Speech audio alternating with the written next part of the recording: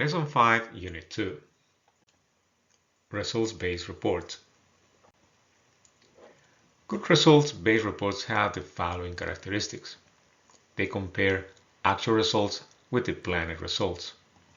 They explain the reason for over or underperformance against the planned targets or milestones.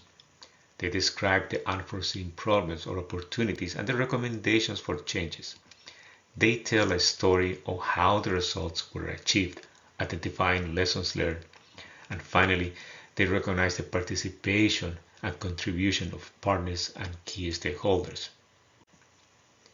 Performance reports are used mainly to inform stakeholders about the accomplishments of the project.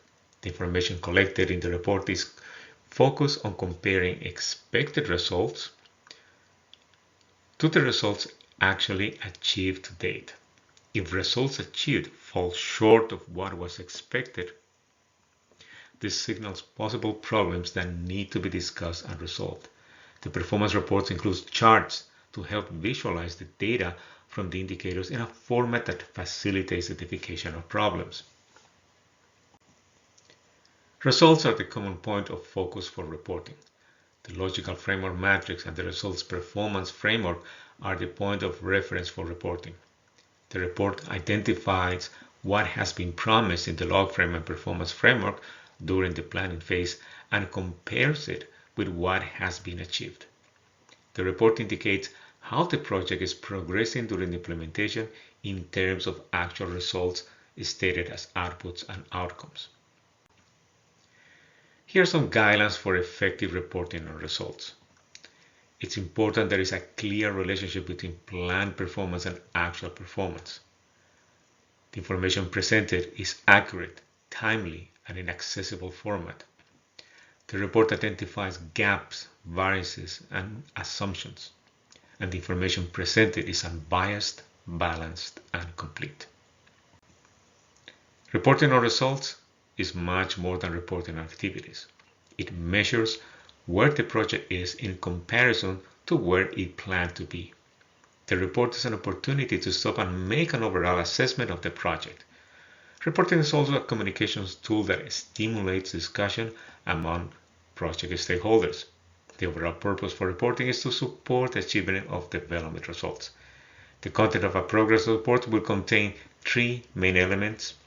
These are the status of the implementation, the status of the results achieved to date, and recommendations for action.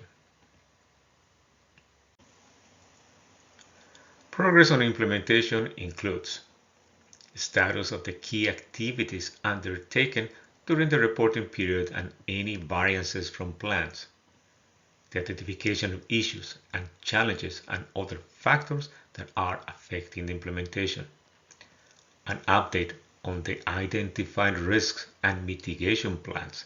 This can include the identification of new risks that can have an impact on the project, status on the budget and any variances from plans, including currency fluctuations and other financial factors that are affecting the approved budget.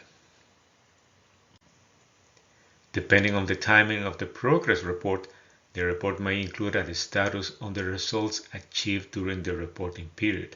The content of this area includes the status of actual results versus planned results at all levels of the results change, sustainability of the results over a period of time, a description of how the project is addressing cascading themes such as gender and environment, and an update on the beneficiary reach at all levels of the results chain. The final part of a progress report includes recommendations for modifications to the approved project annual plans, required changes to the performance measuring framework and monitoring plan, and recommended changes to the allocations of resources. The report will also include lessons learned in the areas of achievement of results and plans for the next reporting period. Project reports can be categorized by the time they are needed. Each report will contain information to meet the needs of the project and stakeholders at different times during the life of the project, from inception or the time at the start of the implementation phase quarterly reports to monitor the implementation process, annual reports that consolidate information, and the final report to inform about the results of the project. The donor, the organization, and key stakeholders may have different reporting needs at each one of these reporting periods. Quarterly reports are mostly done for close monitoring of the implementation progress. The information is brief and used by the project team and senior management to make decisions on the project.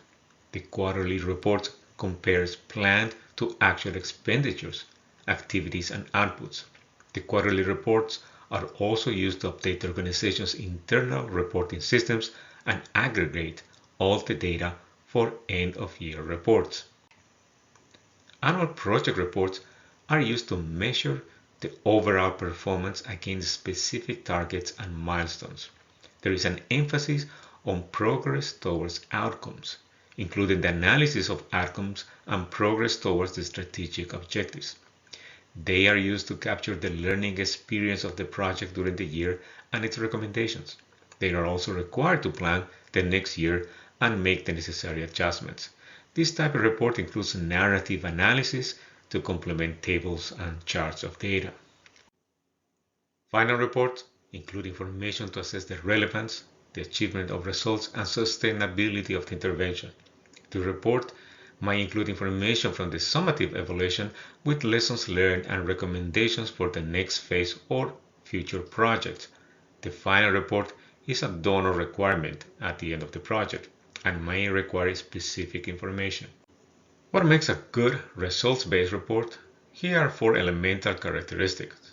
It contains a summary statement of progress made during the reporting period. Progress is presented in results terms for both outcomes and outputs. It reflects actual results based on data collected over the reporting period. The report confirms if the original assumptions in the log frame are still valid, and if not, they need to be reformulated. Finally, the report indicates what adjustments, if any, are needed to keep the project on track to meet its intended goals. Here are some basic quality criteria that a results-based progress report should have. The report must be complete without the need to look for additional information. Must be balanced, representing the good news and the bad news. Consistent. The data and information are consistent with the conclusions and recommendations of the report.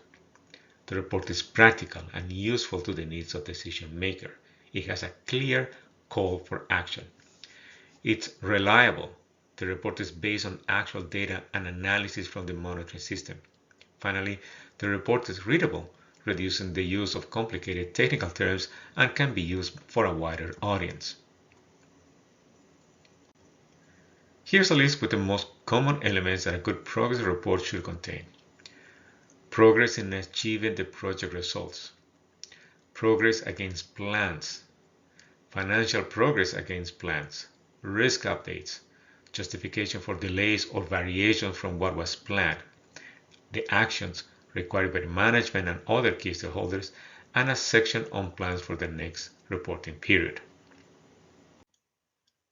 Finally, it is important to reinforce 2 points. Reporting on results is not an end in itself, but is an important part of effective management and accountability. Reporting is an integral part of an organization's ongoing operations and helps in decision making and organizational learning. And finally, reporting should help promote a continuous improvement feedback loop for the next planning cycle.